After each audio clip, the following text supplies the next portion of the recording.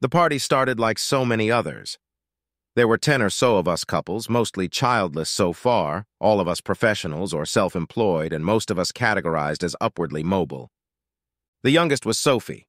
I think she was about 23, and the oldest was Ted, who had recently celebrated his 33rd birthday. The rest of us sat somewhere in the middle, as did myself, Mike Lee, and my lovely wife, Jenny Lee. The party took a somewhat unusual turn when our hosts, John and Kathy, began telling us about their recent vacation in the Canary Islands, how gorgeous the beaches there were, and how relaxed the local dress code was. Yes, you heard right, the dress code. Most of the girls on the beach were topless, John enthuses, grinning at the memory of it. And by the hotel pool, Kathy added. How do you react to that, I ask you? And you, Kathy? One of the wives asked, breaking the ominous silence, anticipating what all the husbands were probably thinking. Well, when in Rome, she grinned mischievously. But you were in Spain. The Canary Islands are part of Spain, not Italy, Claude interjected, but he was always a bit of a tightwad. Take any pictures? Inquired Jack carelessly, who was thinking much faster than Claude, and I could have sworn that everyone in the room leaned forward, eager to hear the answer. Made a few, John threw in, trying to feign disinterest. I printed them out, Katie added, picking up a book that had been lying idle since we'd gotten there. Ignored, but suddenly we were the center of attention, and we guys were cursing ourselves for not considering the damn thing sooner. Look, here's one of the pictures we took on the first day, Sweet Katie continued, and I, like the rest of you, pitched forward to get a better view. And this is the hotel. This is the view from our window. This is the dining room. This is a picture of the donkey we saw. This is one of... And so it went on ad infinitum, all of us making pertinent, albeit somewhat mundane comments, until Kathy began to bore us. Well, that's it, Kathy finally announced, putting the book back on the table. But you're only halfway through, objected Claude, perhaps the only one of us who was actually enjoying watching. Shut up, Claude, muttered Jack, who was always observant and never missed an opportunity. Well, the others are a bit private, Katie whispered, flapping her eyelashes rather tokenistically. I don't think I should show them to you. Translation, though I think even Claude guessed. They're pictures of me with my breasts on display, and they're sitting there, teasing you by daring you to look. Kathy, her husband called out to her at that moment, could you go into the kitchen and help me with this damn car? If you'll excuse me, she giggled, blushing visibly, and retreated into the other room. What's a man to do? Well, you know. And I know, but neither of us was ready to make the first move, especially with 2 or 3 of our wives standing there watching our discomfort. For God's sake, at least one of you look at him, one of those wives, my wife Jenny, declared as it happened to my surprise. It was only a split second, but Jack, the dirty bastard, beat me to it. Fucking hell, Jesus, wow, screaming shit. Flipping through the pages, we got a lot of comments. The early shots of Katie in a tiny bikini went by quickly, and page after page the shots got bolder and bolder. Katie topless, lying on her back. Katie, a lovely girl, topless again, but this time reading a book, and the bulges of her naked breasts partially visible. Katie, still topless, lying on her side, her arm carelessly thrown over her bare breasts, almost hiding them.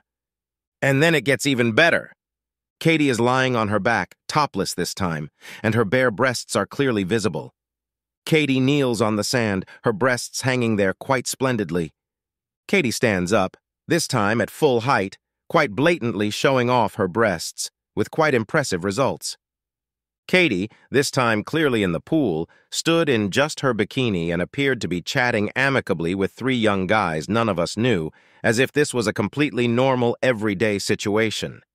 There were other shots, the last of which was a close-up of Katie's suntanned bare breasts, the smooth dimples on her skin clearly visible. It was Claude who put into words what we were all undoubtedly thinking. Just look at her breasts, he commented, and who could we disagree with that opinion? No, the evening did not turn into an uncontrolled orgy, and none of the women dropped a single article of clothing.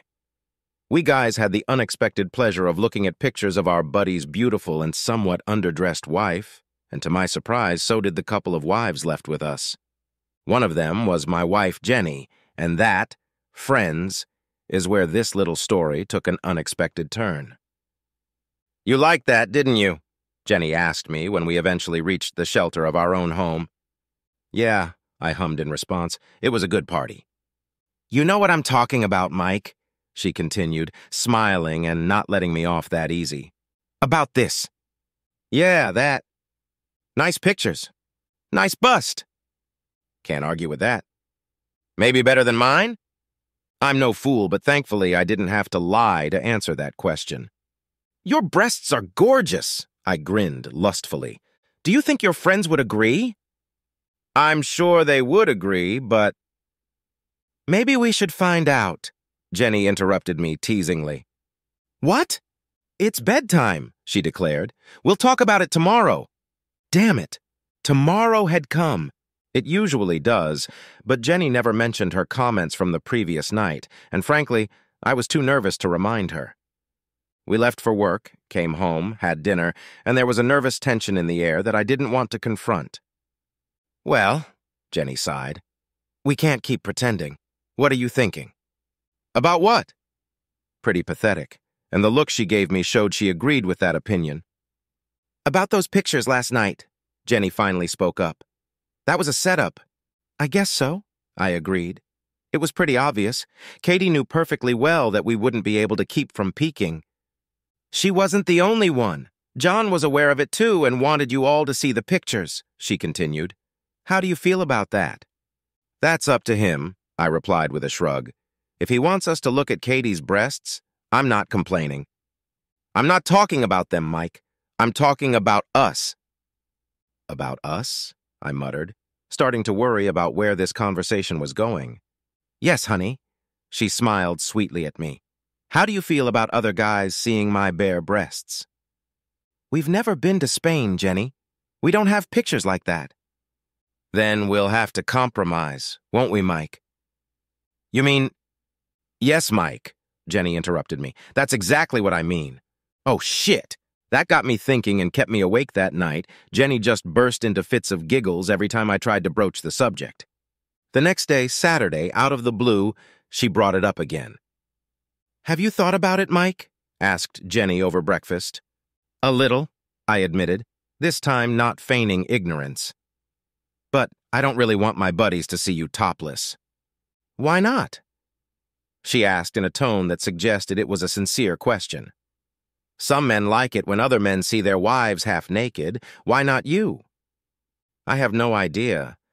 Maybe jealousy," I replied, feeling unsure of my position. "You're not saying you feel like showing off your breasts to other guys, are you?" "I guess so," she sighed, watching my reaction. "I think I like that idea. I can understand why Kathy would like it, but you can't seem to see it from John's point of view." "Explain," I offered. "Explain to me why you like the idea." "It's actually quite simple," Jenny began. "Men like to look at women, don't they? At beautiful women." "Of course. It's natural." "But it's equally natural and quite fortunate that women also like to be looked at." "I think I can agree with that," I agreed. "But not necessarily in the nude." "Some do like it," she remarked. "Some girls like it." "They're exceptional," I stated. "You'd be surprised, Mike, how many girls would jump at an opportunity like this if it presented itself and they could get away with it, honey," she surprised me, and I decided not to risk asking her if she was one of them.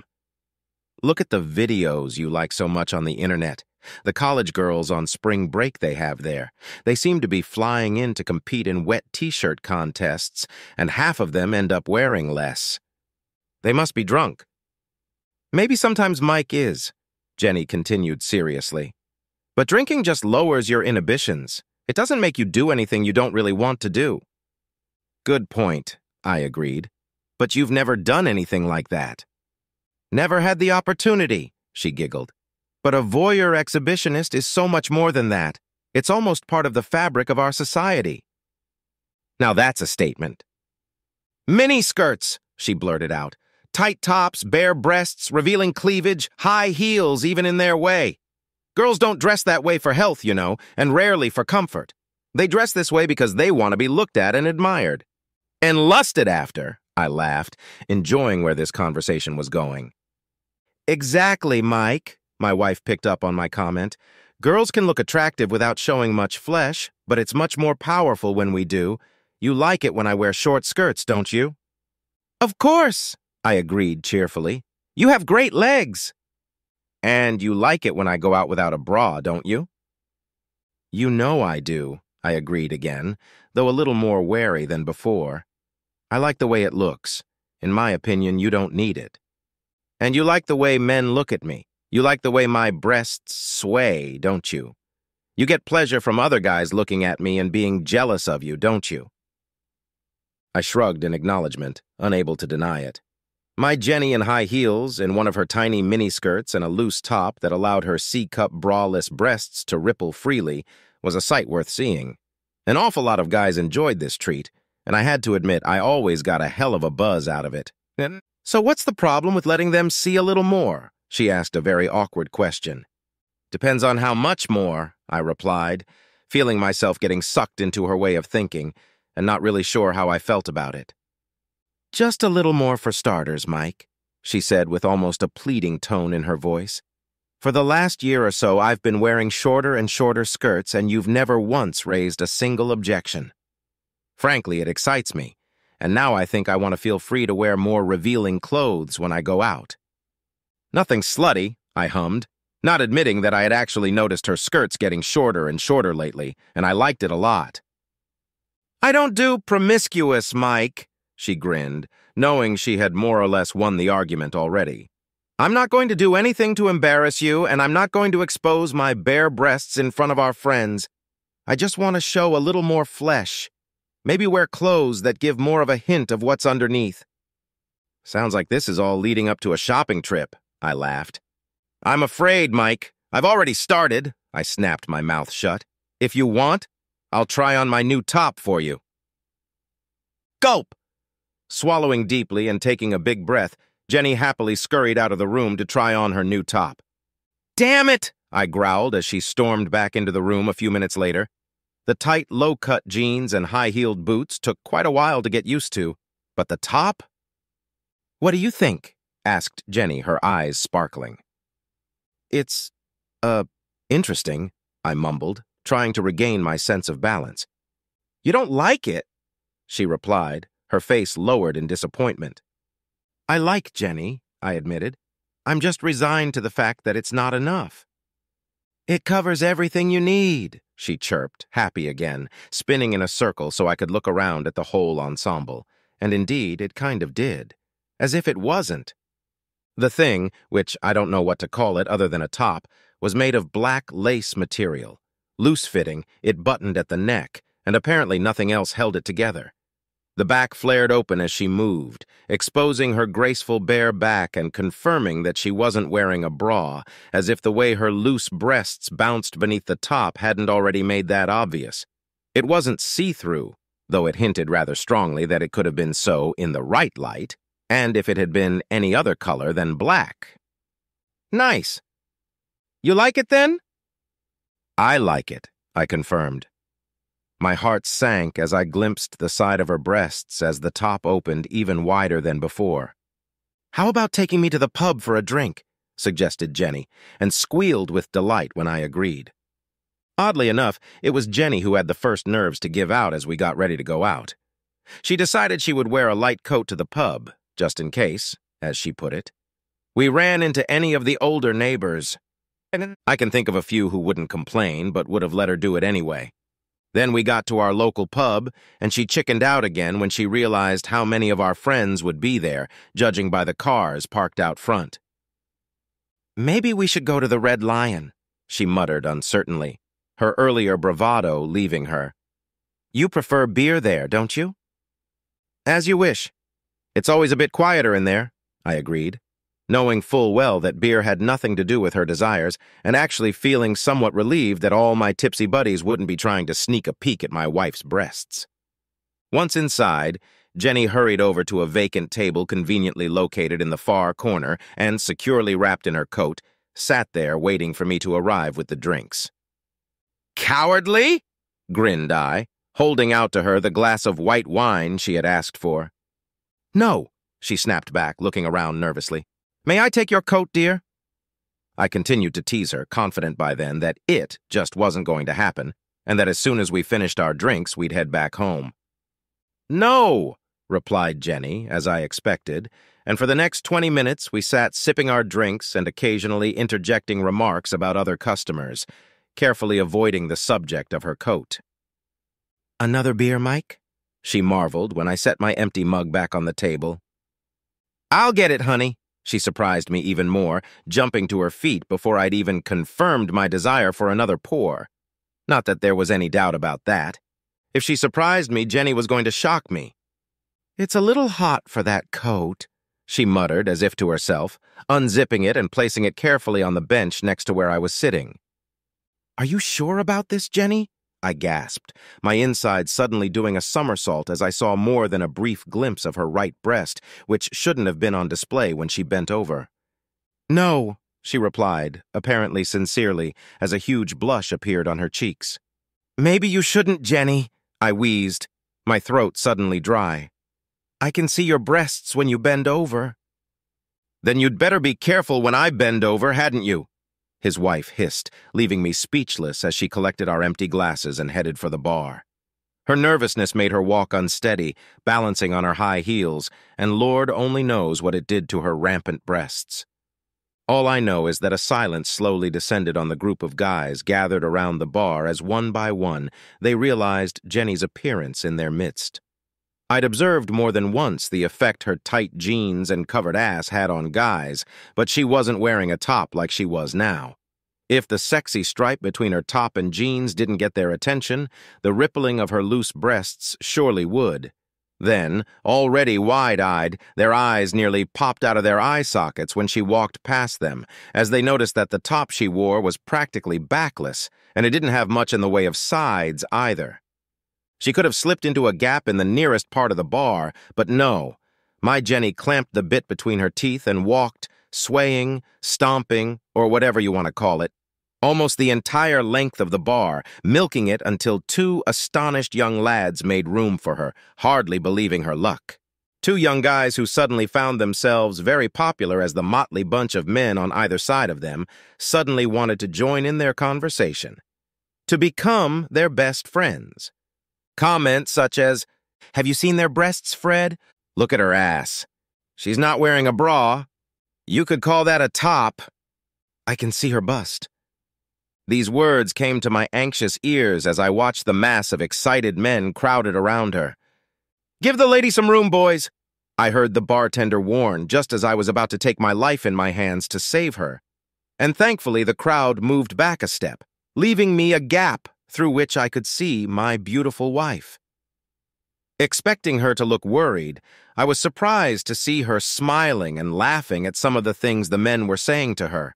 Her frequent downward glances hinted pretty strongly at what most of the comments were probably referring to. So I sat there, and sat there. I sat there and got a little angry, but not because of the attention to my wife, but because I was still waiting for my beer. Then that too was sorted out. "Here's your pint, mate," I heard suddenly beside me as the bartender, unnoticed by me, appeared beside me. "It's on the house and another if you need it." "That's my wife up there," I muttered somewhat redundantly. "What's going on?" "She's fine, buddy," the bartender assured me. "They're not bad guys here, and she's not going to come to any harm, and it's really good for my bar. Maybe I should go check on her." "Maybe you better not," he advised me. "I already said they're not bad here, but this girl is very popular, and I don't think they want to lose her." "But that top she's wearing," I muttered, throwing my hands up, not knowing what else to say. "Right, buddy," he nodded in agreement. "I better get back in there and make sure those bastards don't rid her of him." "What?" "Enjoy your pint, mate." It seemed like an hour or more had passed, but it probably wasn't, as I sat there drinking my pint and the third one that came along, while Jenny behaved herself behind the bar, giggling at what the guys were saying to her, playfully tossing her hair and staying agile enough to let her breasts ripple. A couple times, one of the patrons risked a hand and pulled her top to one side, but she laughingly pushed their hands away. Some, it should be noted, were more successful than others. An untold number of phone cameras flashed every time a brazen bust stuck out. "I really have to go, boys," I heard her call over the din, and to my relief, "I think my husband has had enough for one evening." She playfully waved off requests to stay a while longer and squeezed through the crowd, heading toward my table. "Ready, dear?" she demanded. "Yes, Jenny," I muttered. "When are you coming back, Jenny?" Several people exclaimed simultaneously, obviously recognizing her name. "Maybe tomorrow," she answered them. "Promise," one of the admirers asked. "I promise." "Leave us something to make sure you'll come back." One bright spark went off in one head, and everyone around them fell silent, sure they were all thinking the same thing. "What do you think, Mike?" asked Jenny, smiling widely, her face flushed with excitement. I just shrugged, unable to think about logic anymore. "Here we go, guys," Jenny laughed, unbuttoning the clasp around her neck and shaking her bare breasts in front of them before spreading the tight top over her head and tossing it into the crowd. "I'll take that, boys," I heard the unmistakable voice of the bartender snatch the little garment from the hands of the guy who'd caught it. "This is going in the trophy case behind the bar." Perhaps it was this distraction that gave the two of us a chance to avoid drawing attention to ourselves. Jenny apparently wasn't as eager to escape as I was. My attempts to slip quietly and stealthily down the main street to where our car was parked were severely spoiled by Jenny, who waved and called out to practically everyone we passed, and the fact that she was topless by then apparently didn't bother her too much. We managed to get to the car without major incident, and I vetoed her giggling suggestion that we stop by our usual restaurant that we'd rejected earlier for one last drink. "Sorry about last night, Mike," Jenny greeted me when I joined her for breakfast the next morning after a somewhat stormy night. "I don't know what came over me." "It's nothing," I assured her, trying to suppress a smirk at the memory of my wife standing there in high heels, tight jeans, and with her magnificent breasts in full view, surrounded by her admirers. "Except you lost your top." "We promised we'd go back and buy it, didn't we?" she replied with a teasing smile. "But you don't have anything that fits," I teased back. "Yes, I do," she teased. "You haven't seen the little denim miniskirt I bought yet, have you?" "And what top would you wear with it?" I demanded, laughing out loud at her sass. "Well, the one I left at the pub, of course," my wonderful wife Jenny giggled sexily. "You mean," I muttered, imagining her waltzing into the pub in high heels and a miniskirt and demanding her top back, and I was just blown away. "Why not?" she cooed. "Last night was fun, wasn't it?" "Wouldn't you?" "I could have. You wouldn't have been able to." "Could have." "Tonight?" "Why not?" "Without a bra?" "Of course not." "Panties?" "Not necessarily, your choice." "Oh, shit."